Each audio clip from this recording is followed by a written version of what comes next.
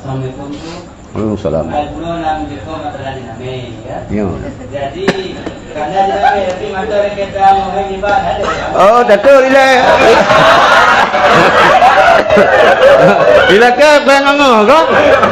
Ile pegang pengango betul. Yan menurut yan.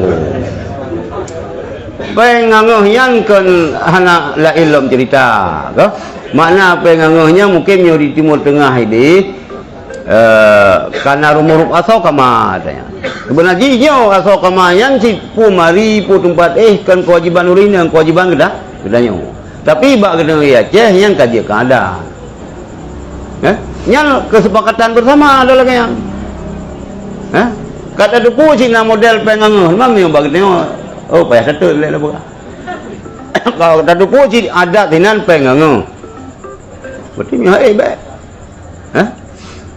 Mihai itu tapi pengangoh yang kan buruk Malay gop keluarga perumah dengan saudara dengan kaum lingkar kah? Baik. Kah? Daerah timur biasa lagi kan.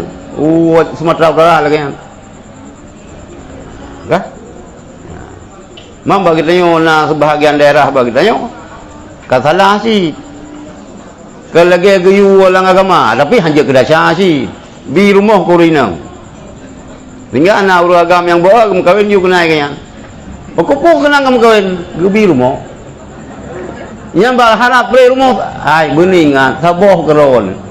Limang boh ni nang, limang boh tu payah nak pegang gegop tengok.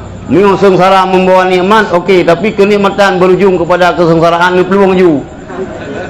Ni anu kawin lah masalah, tapi baik harap ke rumahnya.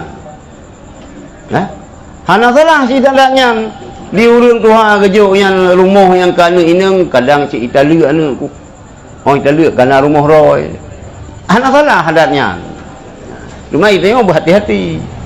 Putra berhati-hati saboh pre ke gedanya. Nah lapan yang inang lapan boh ke gom. Ya, kah? Kajilah ha?